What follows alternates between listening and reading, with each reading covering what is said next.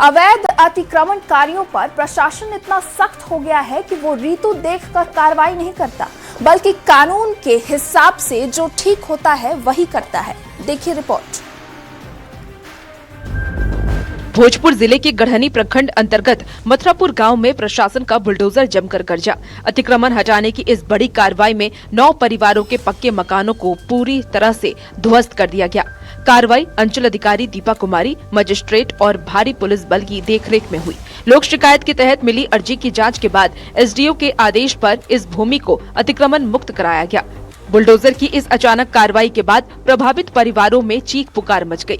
पीड़ितों का कहना है कि वो पिछले 10 सालों से यहाँ रह रहे थे। यहाँ पर रह रहे थे।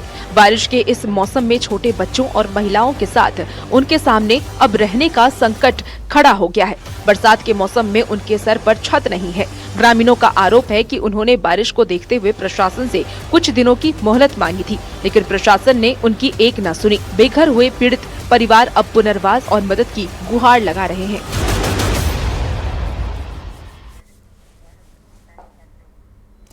बाबा की पावन नगरी में कांवरियों के अलग अलग रंग दिख रहे हैं। कांवरिये कोसों दूर से अनोखी कांवर लेकर आ रहे हैं। रिपोर्ट देखिए।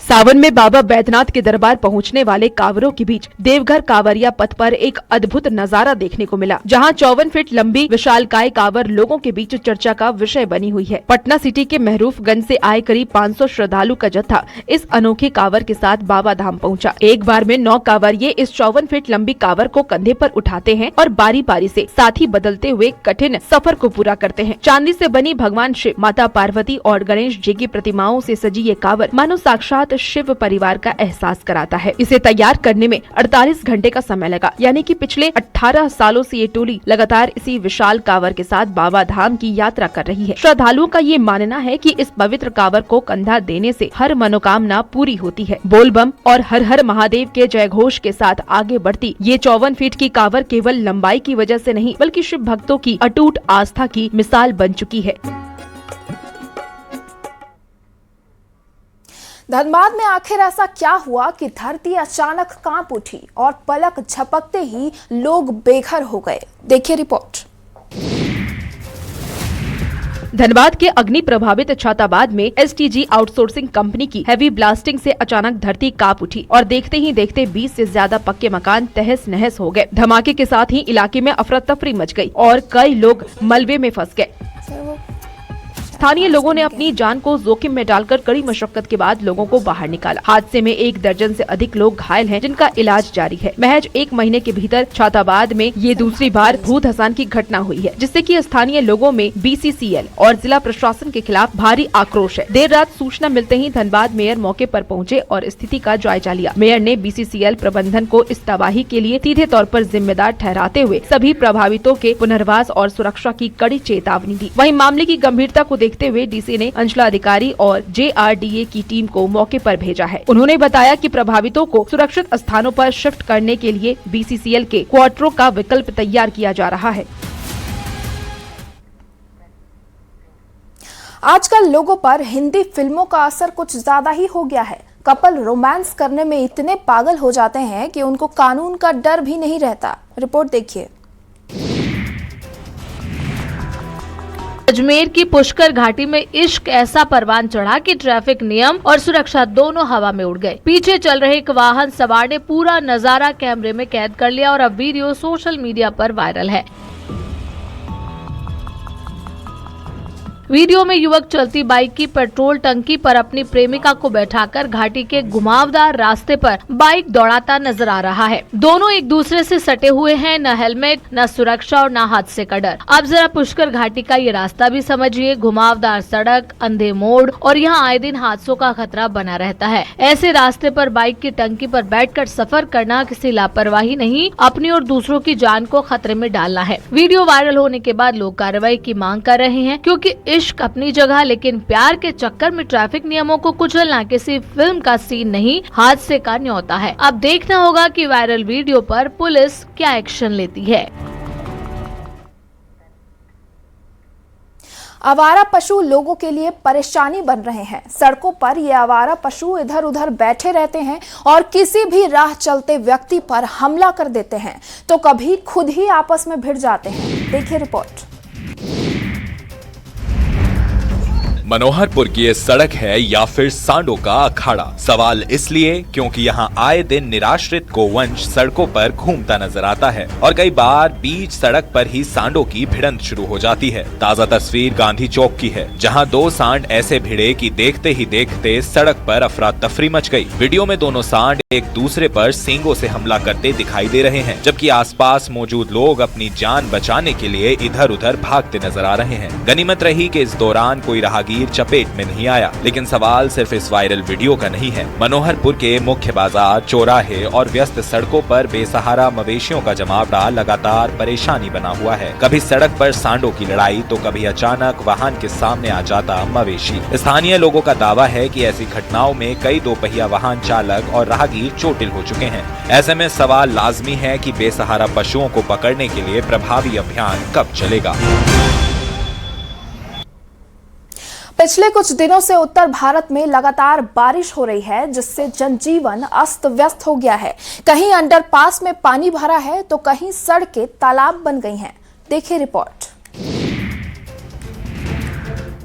हरियाणा में बारिश क्या हुई, शहरों की सड़कें तालाब बन गईं। फरीदाबाद के ओल्ड रेलवे अंडरपास में कई फीट पानी भर गया और देखते ही देखते एक फॉर्च्यूनर पानी में फंस गई। करीब 60 साल के ड्राइवर की जान पर बनाई। कार के दरवाजे और खिड़कियां नहीं खुली, तभी स्थानीय लोग और पुलिस देवदूत बनकर पहुंचे। एक युवक ने अपनी जान जोखिम में डालकर कार का शीशा तोड़ा और ड्राइवर को बाहर निकाला, लेकिन खतरा यहीं खत्म नहीं हुआ। पानी में डूबी कार को बाहर निकालने के लिए लोग उसकी छत पर चढ़े, रस्सी बांधी और ट्रैक्टर की मदद से रेस्क्यू ऑपरेशन चलाया गया। फरीदाबाद में ही जल भराव के बीच एक बुजुर्ग को लोगों ने अपनी पीठ पर उठाकर सुरक्षित बाहर निकाला। उधर गुरुग्राम भी पानी पानी है। बजखेड़ा अंडरपास की सर्विस रोड पर कमर तक पानी, गाड़ियां फंसी और धवनापुर रोड पर बंद बाइक को युवकों ने कंधे पर उठाकर बाहर निकाला। ऐसे में सवाल उठना लाजमी है कि जब हर साल बारिश आती है, हर साल शहर डूबते हैं, लेकिन जल निकासी की समस्या क्यों नहीं डूबती?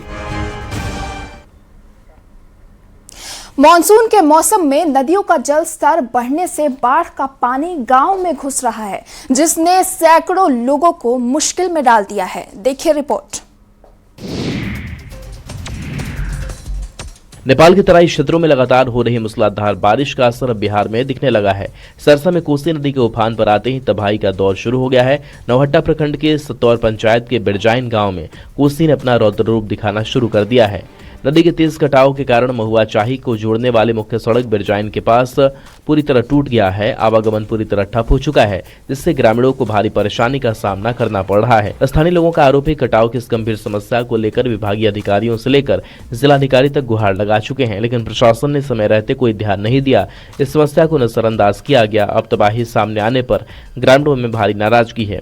आक्रोशित ग्रामीणों ने प्रशासन से जल्द सड़क की मरम्मत कराने और वैकल्पिक आवागमन बहाल करने की मांग की है। अब सवाल है कि जब कटाव की आशंका पहले ही थी तो फिर समय रहते इसका समाधान क्यों नहीं किया गया और पहले से तैयारी क्यों नहीं की गई?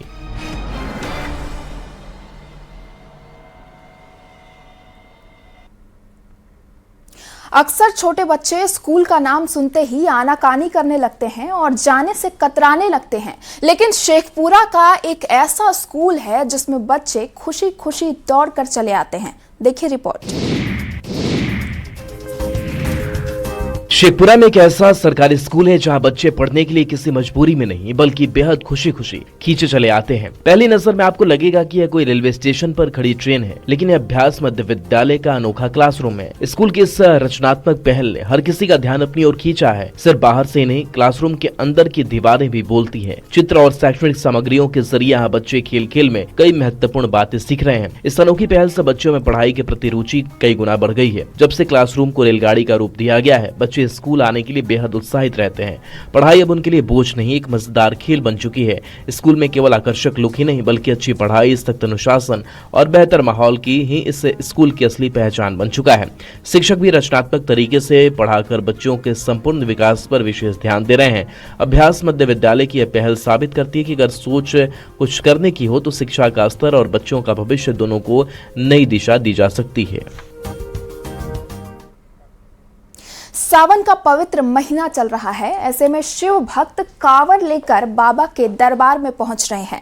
पिता पुत्र के पवित्र मिलन के उद्देश्य से कांवरियों का जत्था बाबा बैद्यनाथ के धाम की ओर आगे बढ़ रहा है। कौन है ये पिता पुत्र जिनका मिलन होगा, देखिए रिपोर्ट। किसी ने कांवर में जल उठाया तो किसी ने मन्नत का भार, लेकिन गाजीपुर के इन शिव भक्तों ने एक पिता और पुत्र के पवित्र मिलन की भावना को ही अपनी यात्रा बना लिया है। कंधे बदलते रहे, रास्ते बदलते रहे, लेकिन आस्था एक ही रही। गणपति बप्पा को लेकर बाबा बैद्यनाथ के दरबार तक पहुंचना। उत्तर प्रदेश के गाजीपुर से करीब 40 से 45 शिव भक्तों का जत्था भगवान गणेश की विशाल प्रतिमा को पालकी पर विराजमान कर बाबा धाम की ओर बढ़ रहा है। मुंगेर के कच्चे कांवरिया पथ पर कंधों पर बप्पा की विशाल प्रतिमा लेकर हर हर महादेव के जयकारे लगाते हुए हर किसी का ध्यान अपनी ओर खींच रहे हैं। भक्तों का कहना है कि गणेश जी महादेव के पुत्र हैं, इसलिए वे एक बेटे को उसके पिता से मिलाने के लिए सैकड़ों किलोमीटर की यह कठिन यात्रा तय कर रहे हैं। एक समय में 13 कांवरिया अपने कंधों पर पालकी को उठाकर आगे बढ़ते हैं और थकान होने पर दूसरे साथी उनकी जगह ले लेते हैं। रास्ते से गुजरने वाला हर श्रद्धालु इस अनोखी भक्ति को देखकर श्रद्धा से सिर झुका रहा है। भक्ति और समर्पण की यह यात्रा साबित करती है कि जहाँ टूट श्रद्धा हो वहाँ हर मुश्किल रास्ता आसान हो जाता है। मॉनसूनी बारिश, बाढ़ और भूस्खलन के कारण जनजीवन बुरी तरह प्रभावित है। पड़ोसी देश में भी कुदरत का कहर बरपा रहा है, लेकिन भारत में उससे अछूता नहीं है। यहाँ की नदियां भी उफान पर हैं। कई इलाकों में भारी तबाही देखने को मिल रही है, देखिए रिपोर्ट। बारिश तो पड़ोसी देश नेपाल में हो रही है, लेकिन इस मूसलाधार बारिश ने मोतिहारी के लोगों की मुश्किलें एक बार फिर से बढ़ा दी हैं। गंडक, बूढ़ी गंडक और तियर नदी का जलस्तर लगातार बढ़ने से इलाके में बाढ़ जैसे हालात पैदा हो गए हैं। नदियां अपना रौद्र रूप दिखा रही हैं। नदी का उफान अब मैदानी इलाकों की तरफ तेजी से रुख कर रहा है। जैसे जैसे नदियों का जलस्तर बढ़ रहा है, वैसे वैसे आसपास के लोगों की चिंताएं बढ़ गई है। बूढ़ी गंडक के रौद्र रूप ने खेतों को जलमग्न कर दिया है, जिससे किसानों की महीनों की मेहनत और लहलहाती फसलें पानी में डूबकर पूरी तरह बर्बाद हो रही हैं। नदियों का जलस्तर हर घंटे चढ़ रहा है, जिससे तटीय और मैदानी क्षेत्रों के ग्रामीण खौफ के साए में जीने को मजबूर है। लोगों को एक बार फिर भीषण बाढ़ का डर सताने लगा है। मौसम विभाग ने भी आने वाले कुछ दिनों तक भारी बारिश का अलर्ट जारी किया है, जिससे स्थिति और गंभीर होने की आशंका है। प्रशासन के लिए जहां चुनौती बढ़ गई है, तो वहीं जलभराव और तबाही की इस दोहरी मार से आम नागरिक और किसान बेबस नजर आ रहे हैं। मुंगेर से एक ऐसी तस्वीर सामने आई है जो चीख चीख कर कह रही है कि अगर मन में आस्था और श्रद्धा है तो कोई भी परेशानी बड़ी नहीं होती, देखिए रिपोर्ट। मन में अटूट आस्था और बाबा बैद्यनाथ के दर्शन की चाहत हो तो कोई भी मुश्किल मंजिल तक पहुंचने से नहीं रोक सकती। मुंगेर के कच्चे कांवरिया पथ पर भक्ति और हौसले की एक ऐसी मिसाल देखने को मिली जिसने हर किसी को भावुक कर दिया।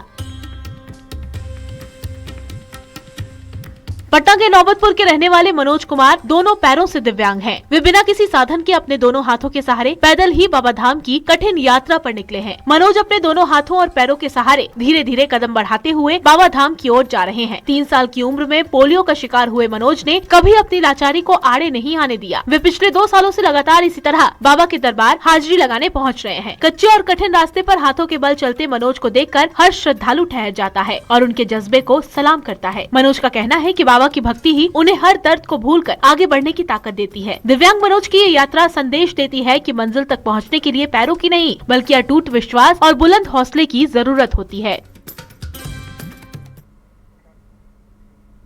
देश का हाल ऐसा है कि कोई भी शहर महज 2 घंटे की बारिश नहीं झेल पाता। बारिश के बाद हालात ऐसे हो जाते हैं कि मानो यहाँ कभी सड़क थी ही नहीं। सड़कों पर पानी का अतिक्रमण हो गया है, देखिए रिपोर्ट। जमशेदपुर में महज कुछ घंटों की बारिश ने नगर निगम की पोल खोल दी है। सरकार और प्रशासन के स्वच्छता अभियान और नगर निगम के दावे धरे के धरे रह गए। कुछ घंटों की बारिश ने ऐसी धज्जियां उड़ाई कि पानी सड़कों पर भरते ही पौष इलाके गंदे नालों में तब्दील हो गए।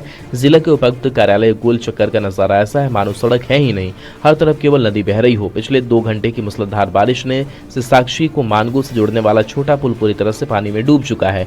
जल भराव के कारण कई गाड़ियां बीच सड़क पर बंद पड़ गई तो मासूम स्कूली बच्चे पानी में तैरते हुए जाने को मजबूर है। जल जमाव ऐसा है कि सड़क पर गाड़ियों की जगह नाव चलाई जाए, लेकिन जिला प्रशासन आंख मूंद कर बैठा है।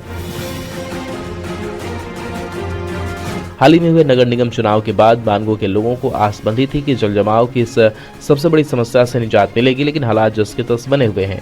रोज रोज की मुसीबत से तंग आ चुके स्थानीय लोगों का गुस्सा फूट पड़ा है। निराश जनता क्षेत्र के विधायक, सांसद और मेयर के खिलाफ जमकर आक्रोश जता रही है। विश्व आदिवासी दिवस का खुमार अब धीरे धीरे चढ़ रहा है। हर ओर त्योहार जैसा माहौल है। तैयारियां भी जोर शोर से चल रही हैं। प्रशासन भी इस बड़े आयोजन को लेकर पूरी तरह अलर्ट मोड पर है। रिपोर्ट देखिए। आदिवासी बहुल सिमडेगा में विश्व आदिवासी दिवस का खुमार पूरी तरह चढ़ने लगा है। चारों तरफ उत्सव जैसा माहौल है और तैयारियों ने जोर पकड़ लिया है। जिले के परमवीर अल्बर्ट एक्का स्टेडियम में इस बार प्रशासनिक स्तर के साथ साथ विभिन्न आदिवासी संगठनों की ओर से भव्य कार्यक्रमों का आयोजन किया जा रहा है। तैयारियों को अंतिम रूप देने के लिए जगह जगह ढोल नगाड़ों की थाप गूंज रही है। इसके साथ ही पारंपरिक लोक नृत्यों का रिहर्सल भी किया जा रहा है। इन तैयारियों के साथ ही हर तरफ झारखंड की समृद्ध संस्कृति और परंपरा की खुशी नजर आ रही है। दूसरी ओर जिला प्रशासन भी इस बड़े आयोजन को लेकर पूरी तरह अलर्ट है। सुरक्षा के सारे इंतजाम किए जा चुके हैं। विधिवत सारी व्यवस्थाओं को सुगम बनाने और पहले से दुरुस्त करने के लिए प्रशासनिक स्तर पर लगातार बैठकें की जा रही हैं। सिमडेगा शहर अब सांस्कृतिक और पारंपरिक रंगों को एक सूत्र में पिरोने के लिए तैयार है। इस ऐतिहासिक दिन को यादगार और गौरवान्वित बनाने के लिए किसी भी तरह की कोई कमी नहीं छोड़ी जा रही। त्रेता युग में जहां प्रभु राम और माता जानकी ने अपने वनवास का चौमासा बिताया हो, वो स्थान कितना पवित्र होगा ये तो सिमडेगा में उमड़ी श्रद्धालुओं की भीड़ बता रही है। रिपोर्ट देखिए। वैदिक मंत्रोच्चारण से सिमडेगा की पावन धर्म स्थली रामरेखा धाम पूरी तरह भक्तिमय हो उठा है। प्रसिद्ध धार्मिक स्थल रामरेखा धाम में ब्रह्मलीन रामरेखा बाबा श्री 108 जयराम प्रपन्नाचार्य जी महाराज की 19वीं पुण्यतिथि पर आयोजित 3 दिवसीय धार्मिक अनुष्ठान का भव्य समापन हुआ। अखंड हरिनाम जाप और पूर्ण आहुति के बाद विशाल भंडारे का आयोजन किया गया, जिसमें झारखंड के अलावा बनारस, ओडिशा, छत्तीसगढ़ और बिहार से आए हजारों श्रद्धालुओं ने प्रसाद ग्रहण किया। महात्मा अग्निजीवा स्वामी का आश्रम है। जो अग्निजीवा स्वामी जो है अगस्त जी का नाम सभी लोग जानते हैं। भक्तों ने धनुष कुंड में स्नान कर पवित्र गुफा में विराजमान भगवान श्री राम, माता जानकी, लक्ष्मण और जगन्नाथ महाप्रभु के दर्शन किए। इसके बाद बाबा के समाधि स्थल पर माथा टेक कर आशीर्वाद दिया। धाम के महंत अखंड दास जी ने बताया कि त्रेता युग में भगवान श्री राम ने अपने वनवास का चौमासा इसी पावन भूमि पर व्यतीत किया था। बाद में ब्रह्मलीन रामरेखा बाबा ने अपनी कठोर तपस्या से इसे एक दिव्य धाम का स्वरूप दिया। सावन महीने में कांवड़ यात्रा चल रही है। शिव भक्त कांवड़ियों के लिए पूरी व्यवस्था की गई है, क्योंकि सरकार ने ठाना है कि कांवड़ यात्रा में किसी भी श्रद्धालु को दिक्कत नहीं होनी चाहिए। देखिए रिपोर्ट।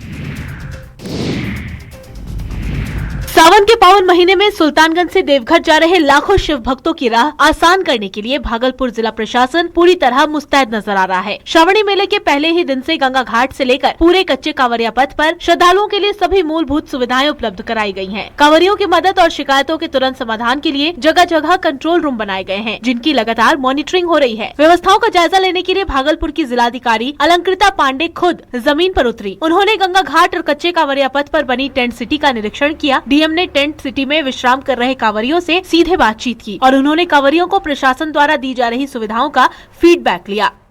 किसी भी प्रकार की मूलभूत सुविधाओं की कमी नहीं हो और एकदम निर्बाध रूप से बिना किसी व्यवधान के लोग अपनी यात्रा को पूरा कर पाएं। आज की डेट का जो 1,37,000 लोग जो है रात के 12 बजे से लेकर अब तक जल लेकर के निकल चुके हैं। जिलाधिकारी अलंकृता पांडे ने बताया कि हर शिव भक्त को सुरक्षित, सुलभ और बेहतर माहौल देना प्रशासन की पहली प्राथमिकता है। सड़कों का हाल इतना बुरा हो चुका है कि कोई अगर उस पर खेती भी करना चाहे तो आराम से कर सकता है। रिपोर्ट देखिए।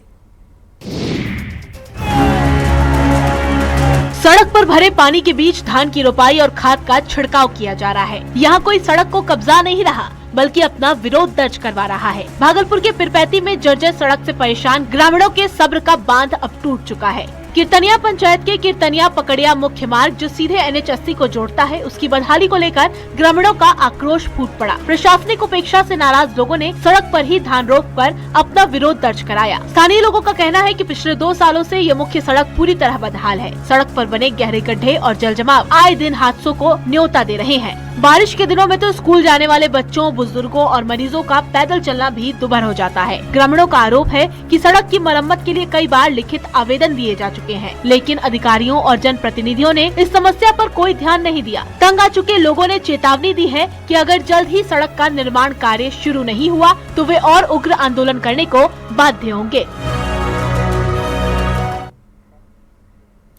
कुदरत के आगे किसी की नहीं चलती, ये तब साबित हो गया जब बारिश के बाद हुए जल जमाव में एक एम्बुलेंस फंस गई। पूरी रिपोर्ट देखिए। उत्तर प्रदेश के नोएडा में लगातार बारिश ने लोगों की मुश्किलें बढ़ा दी हैं। कई इलाकों में जलभराव के चलते सड़कें पानी में डूब गई हैं और आम जनजीवन प्रभावित हो गया है। बारिश के बाद हालात ऐसे बने कि सड़क और नाले का फर्क करना मुश्किल हो गया। इसी बीच नोएडा से एक ऐसी तस्वीर सामने आई जिसने व्यवस्था पर सवाल खड़े कर दिए हैं। तस्वीरों में एक एम्बुलेंस पानी के बीचों बीच फंसी नजर आ रही है। पहली नजर में ऐसा लगा जैसे एम्बुलेंस की सड़क में नहीं बल्कि पानी के तेज बहाव के बीच खड़ी हो।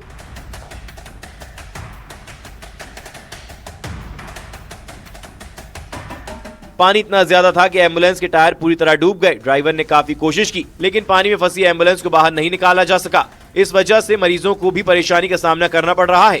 बारिश के मौसम में जलभराव की समस्या नोएडा के कई इलाकों में सामने आती रही है। ऐसे में सवाल उठ रहे हैं कि भारी बारिश के दौरान आपातकालीन सेवाओं के लिए बेहतर इंतजाम क्यों नहीं किए गए। फिलहाल प्रशासन जलभराव वाले इलाकों पर नजर बनाए हुए है और लोगों से सावधानी बरतने की अपील की जा रही है। क्या कभी आपने कुएं में भरा पानी हिलते हुए देखा है, वो भी बिना बाहरी दबाव के? हम आपको डरा नहीं रहे, बल्कि कुछ ऐसा ही गुजरात में हुआ है। देखिए पूरी रिपोर्ट।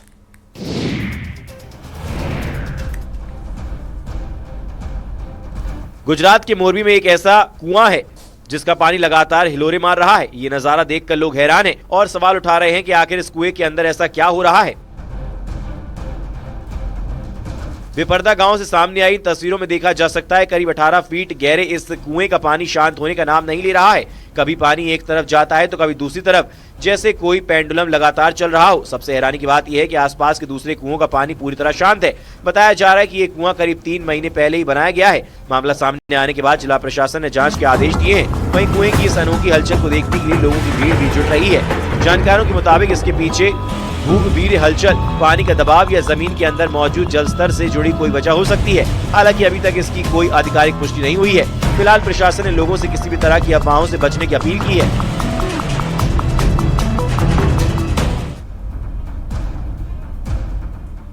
इन दिनों पहाड़ों पर जाना खतरे से खाली बिल्कुल नहीं है, क्योंकि कब कौन सा पहाड़ दरक जाए कुछ पता नहीं है। रिपोर्ट देखिए।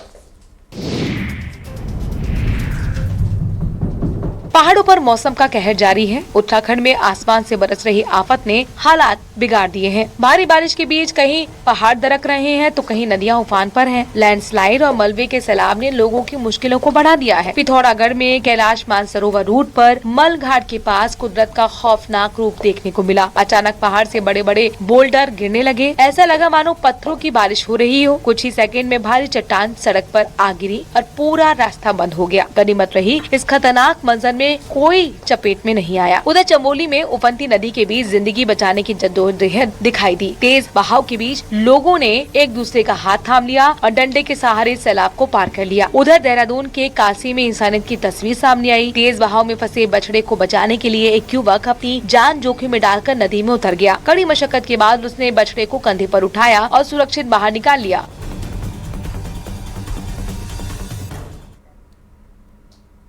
पड़ोसी देश पाकिस्तान ने कुदरत के आगे घुटने टेक दिए हैं। पाकिस्तान में ऐसा सैलाब आया है कि पूरे मुल्क में तबाही ही तबाही मची हुई है। देखिए रिपोर्ट। पाकिस्तान की खैबर पख्तूनख्वा प्रांत से आई ये तस्वीरें बाढ़ की भयावह ताकत को दिखा रही हैं, जहां अचानक आई फ्लैश फ्लड ने देखते ही देखते भारी तबाही मचा दी। खैबर पख्तूनख्वा के लोअर चित्राल जिले में पानी का बहाव इतना तेज था कि अपने रास्ते में आने वाली हर चीज को बहाता चला गया। तेज धार के साथ बड़े बड़े पत्थर बहने लगे और देखते ही देखते एक मजबूत पुल भी पानी की चपेट में आ गया। तस्वीरों में साफ देखा जा सकता है कि कुछ ही सेकंड में पुल का हिस्सा टूटकर उफनते पानी में समा गया। बाढ़ की रफ्तार इतनी खतरनाक थी कि आसपास मौजूद लोगों में दहशत फैल गई। अचानक आई इस बाढ़ ने पूरे इलाके में अफरा तफरी का माहौल बना दिया। पानी के तेज बहाव ने कई जगहों पर नुकसान पहुंचाया है और लोगों की मुश्किलें बढ़ा दी है। मानसून के दौरान पहाड़ी इलाकों में अचानक आने वाली फ्लैश फ्लड सबसे ज्यादा बड़ा खतरा बनती जा रही है। तेज बारिश के बाद बढ़ता जलस्तर और उफनती नदियां कुछ ही पलों में बड़े हादसे का कारण बन सकती हैं।